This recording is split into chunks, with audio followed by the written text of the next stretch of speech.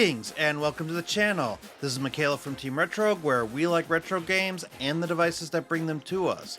So I've been testing the Odin 2 Portal for the last 2 days now, and I'm still putting this unit through its paces, but I have to say, I'm really impressed by what I've seen so far in this unit in so short a time. I was actually a little bit skeptical of the Odin 2 Portal when I held it at the MSI event back in December in California, and then again last week when I was at CES in Vegas. But now that I have a unit in-house and I've actually been testing it myself, I'm starting to feel like this handheld is a contender for the best handheld of 2025. And it's only January. So in this video, we're going to do some early impressions, we're going to take a look at the hardware, do some comparisons, and we're going to see if this handheld is worth your hard-earned dollar bucks. So let's dive in and get to work.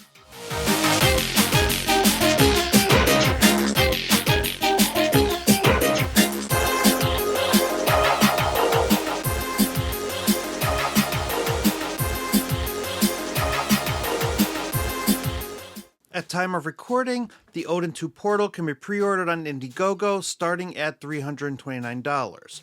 The model featured in this video is the Pro model, which retails for $399. I backed the base model on Indiegogo with my own money, but AYN upgraded my order to the Pro model free of charge and sent it out early to me for the purposes of this review. As is always required, all opinions are my own, I'm not being paid, and they are not seeing this video before it's released. So it's time to hop on our mount and ride into Spec Town.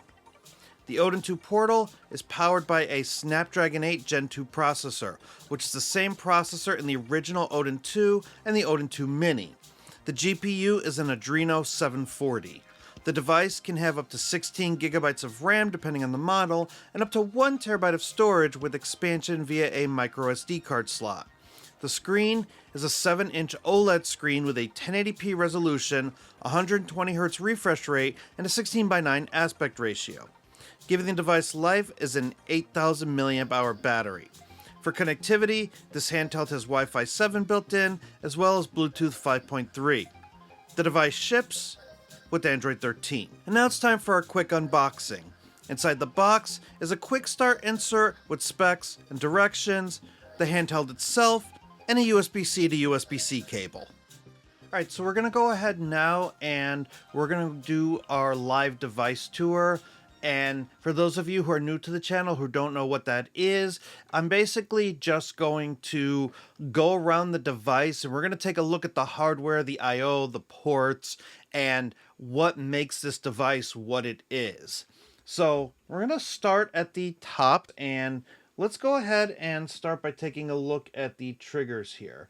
Now these do have a bit of a texture to them. You can actually see it. They feel nice. Travel's decent. The bumpers are not as clicky. In fact, let's hold this up to the mic. We'll do our sound test. Now I'm really hammering on these, but if you were to just do regular gameplay where you'd be tapping on them, you're not really going to hear them. Maybe a little bit if you're a little bit forceful in your button presses, but for everyday use, I don't think you're going to get a lot of noise out of these. In fact, this device seems pretty well manufactured from what I've seen of it so far. So at the top here, you have this nice, sleek bar going across the top. You have ventilation here, you have volume up, volume down, and you have a power button. I'm very curious as to why they eliminated the fingerprint sensor like they had in the Odin 2. I guess maybe they felt that it wasn't being utilized at all, or it was being underutilized. I'm not quite sure, but this is actually just a small downgrade compared to the original Odin 2, but then it also allowed them to thin up the top here a little bit, so it's taken away from the weight a little bit here. Nothing on the sides, and I'm kind of glad that companies are getting away from the I/O on the sides, because that allows more grippiness and handling without having to worry about whether you're actually going to touch or bump a button on the side there. And now let's go ahead and take a look at the front. And we're going to start with these joysticks. Now these are smaller Switch style joysticks. Travel is good. I do wish they were a little bit bigger.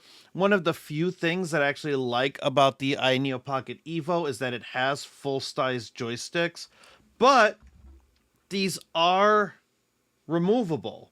So if you can find something that is compatible or that goes in that slot that actually would make these joysticks bigger, then you might have an actual win here. I mean, they're serviceable. For my thumbs, it seems perfectly fine, but I would have liked something just a little bit bigger.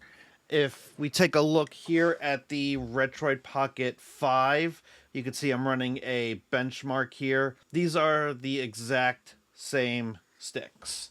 In fact, if I try my best to put them side by side next to each other, yeah, there's not much different here. These are a little bit taller, but you have very similar sticks. In fact, when we get into comparisons a little bit later, we're going to talk about the similarities between these two devices.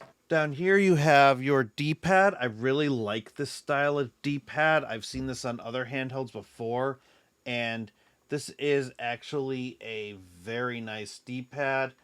Good amount of travel, not too clicky. Let's go ahead and do our sound test.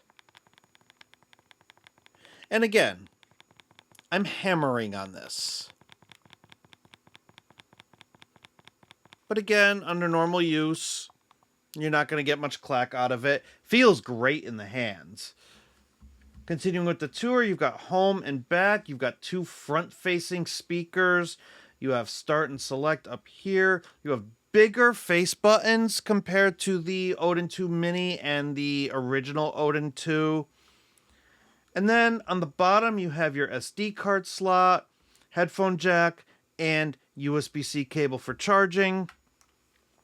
And on the back of the unit, you have your M1 and M2 buttons. You have more sleek ventilation here, as well as access screws if you need to open up the unit.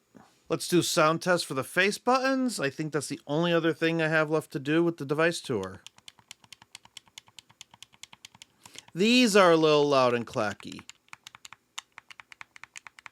But I would say out of all the buttons, they are the loudest. Everything else is fairly quiet. You can most likely be able to play this in front of your wife or your significant other or anybody that you're in bed near, and you'll be perfectly fine. I also want to take note of this all glass front. So you have a bezel-less all glass front that feels very smooth here. In fact, this thing attracts a lot of fingerprints. Just from me just regularly running my hand across it, you can see I'm already starting to smudge it up a little bit. However, when the screen is on, this thing looks absolutely gorgeous. It is a beautifully colored screen, and this is definitely the star of the show when it comes to the Odin 2 Portal. This is a massively gorgeous screen, and I'm really glad that AYN decided to go with OLED for their display as opposed to LCD IPS. Now let's do some comparisons to see if this handheld holds up against others on the market. And let's start with the original Odin 2. Now the Portal has some massive upgrades over the original model. For starters, there's a bigger bezel-less OLED screen in place of the 6-inch LCD screen of the Odin 2. If you look at the screens side by side under 50% brightness, you can see that the Odin 2 Portal screen is much brighter and pops so much more than the original Odin 2. The buttons on the Odin 2 Portal are also bigger, but the joysticks are the same size, albeit a little taller. However, the screen on the original Odin 2 isn't bad by any means. And I would actually argue that if you still have an OG Odin 2 and you still love it, there really isn't a pressing need to upgrade. You still have a very capable machine. However, if you're looking to buy one of these for the first time, or you really need those upgrades, then yeah, definitely spring for the Odin 2 Portal. Now let's move on and take a look at a smaller handheld, the Retroid Pocket 5. This handheld has a similar form factor to the Odin 2 Portal to the point where it looks like the Odin 2 Portal's younger brother. But this is a D-pad centric handheld, has a smaller 5.5 AMOLED screen, and a weaker Snapdragon 865 chip. You can see this chip is less capable, which is shown by comparing the Wildlife Extreme benchmarks.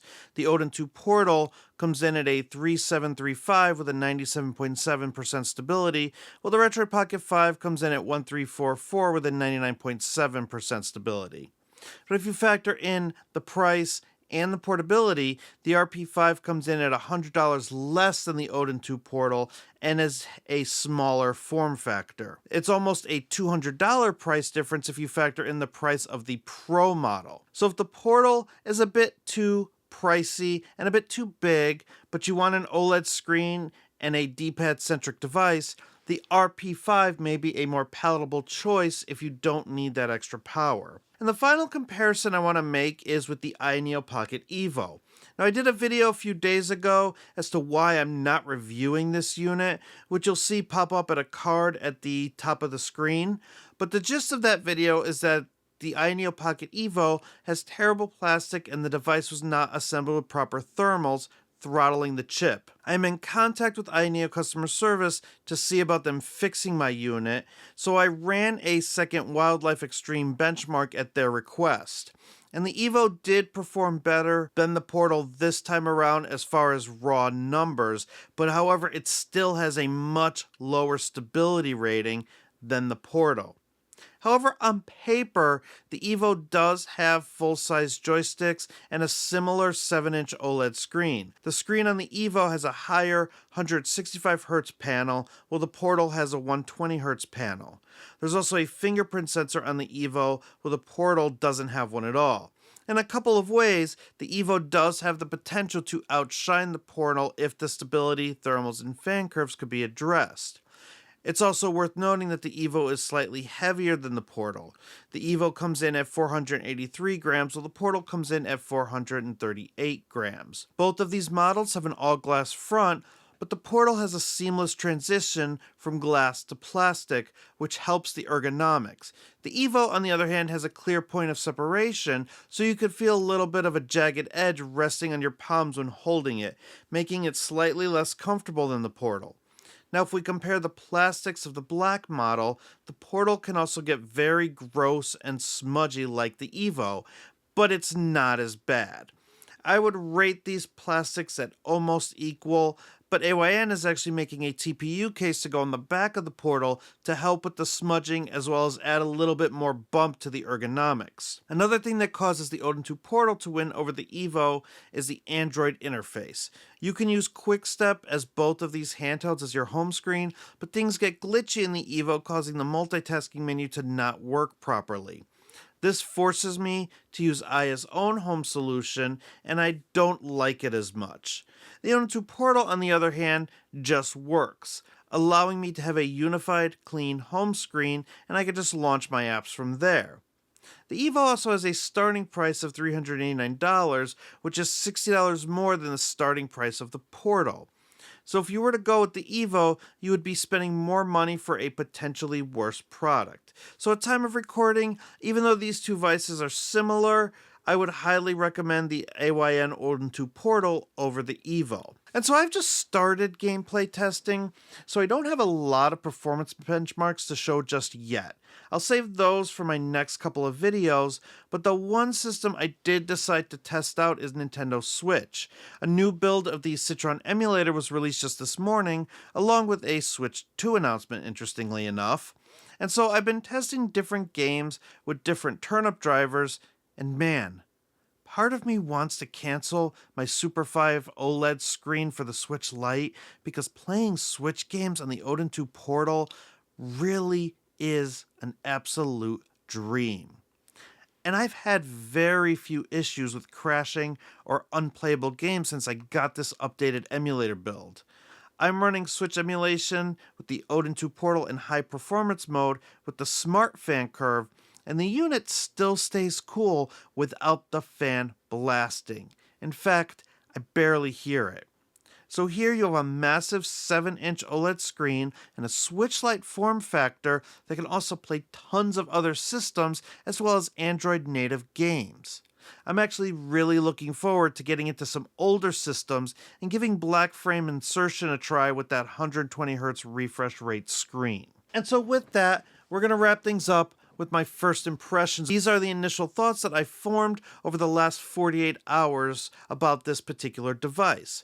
This screen is absolutely gorgeous. It's the main selling point of this handheld, and any kind of content you watch is going to look its best on the Odin 2 Portal. The switch to OLED was a great one in my opinion, and if you add to that the fact that this handheld is very performant despite using last year's chip, you have a pretty good package. I could run this thing at high performance, barely hear the fan, and still have decent battery life. However, there are a couple things you'll also need to consider because no handheld is perfect, and this black unit can still get fingerprinty and smudgy the more you play it. If that is a concern for you, you might want to pick up one of the other colors, as fingerprints will not be as prominent. The all-glass front, however, will continue to smudge similarly to a phone screen the more you use that touchscreen. You can mitigate that by using the controls and limiting your use of the touchscreen as much as possible. You can also try and put a screen protector on it, but this is still a potential issue that can affect your enjoyment of the unit. Overall, I'm looking forward to covering this device more and seeing what it can really do. So look forward to more Odin 2 Portal content in the coming days and weeks. And let me know what you think in the comments below. Is this a device you are considering, and what do you want to see me cover in future videos? And please feel free to continue the conversation on the Retro Handhelds and Steam Machine Discords, where you could find me hanging out in between videos. And if you want to support the channel, like these wonderful people on the screen, you can do so by going to my Patreon page. Links for all these places are in the description. But that'll do it for this video. Thank you so much for watching, and please be sure to like and subscribe if this video was helpful to you in any way. Every smash of that button helps the channel grow and allows me to get more content out to you. Well, until next time, bye for now, and don't stop believing.